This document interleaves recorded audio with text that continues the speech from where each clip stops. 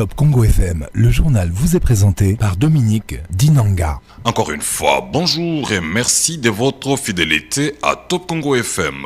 On parle encore de l'accord signé le 27 juin dernier entre la RDC et le Rwanda, qui est un pas vers le retour de la paix dans l'est de la RDC. Mais cet accord ne suffit pas pour résoudre définitivement la crise sécuritaire et humanitaire causée par des guerres d'agression rwandaises avec près de 12 millions de morts. C'est ce qu'affirme le Rassemblement du peuple pour la démocratie et le renouveau. Cette formation politique, membre de la coalition Lamuka, parle de plusieurs faiblesses dans l'accord de Washington. Le RPDR estime que le Rwanda est le plus grand bénéficiaire de ces pactes car sa responsabilité n'est pas clairement établie. Lors d'un point de presse organisé lundi 30 juin à Kinshasa, le président de ces partis politiques a déploré ce qu'il qualifie de bradage des ressources naturelles de la RDC. Bob Bolaboy. Nous saluons l'accord de Washington, malgré plusieurs faiblesses constatées en rapport avec le point 1, à savoir la défense de l'intégrité territoriale et la souveraineté nationale contre toute forme de néocolonialisme ou d'influence extérieure. Cet accord-là, c'est un pas, mais alors un petit pas qui va nous amener vers la paix. Un petit pas, parce qu'on trouve beaucoup de faiblesses. Trump, le président américain, il a dit ceci: nous voulons mettre fin à cette guerre qui a duré pendant 30 ans à peu près, qui a fait plus de 6 millions de morts. C'est la plus grande crise que le monde a connue après la Deuxième Guerre mondiale. Mais, chers camarades, une crise qui a fait 6 millions de morts, il n'y a pas un tribunal international pour juger le criminel. Donc, dans cet accord, on ne met pas l'accent sur les responsabilités. Qui a fait quoi? Donc, on a passé sous silence le fait que cette crise a tué plus de 6 millions de morts, d'après Trump.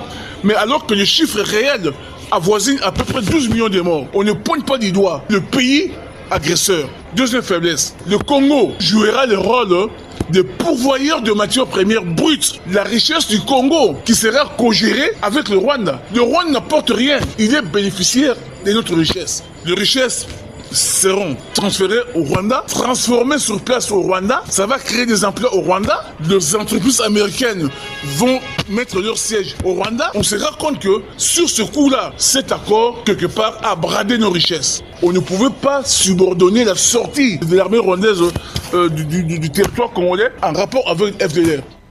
Bob Bolaboy qui a aussi fait savoir que le Rassemblement du peuple pour la démocratie et le renouveau demeure dans la continuité du combat politique de Patrice Emery Lumumba.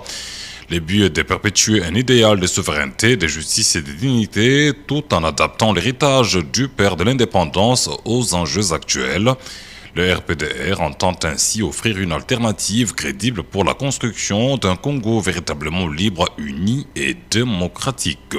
Top Congo FM, le journal vous est présenté par Dominique Dinanga. Encore une fois, bonjour et merci de votre fidélité à Top Congo FM. On parle encore de l'accord signé le 27 juin dernier entre la RDC et le Rwanda, qui est un pas vers le retour de la paix dans l'est de la RDC.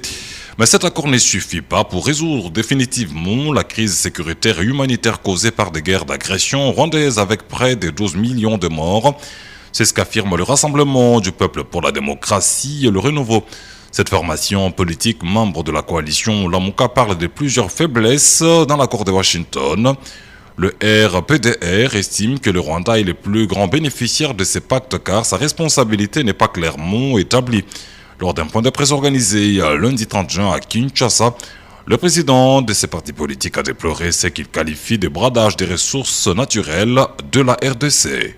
Bob Bolaboy. Nous saluons l'accord de Washington, malgré plusieurs faiblesses constatées en rapport avec le point 1, à savoir la défense de l'intégrité territoriale et la souveraineté nationale contre toute forme de néocolonialisme ou d'influence extérieure.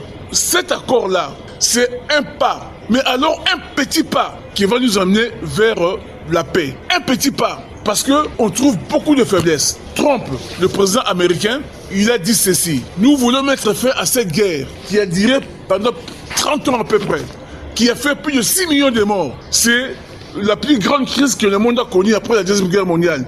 Mais, chers camarades, une crise qui a fait 6 millions de morts, il n'y a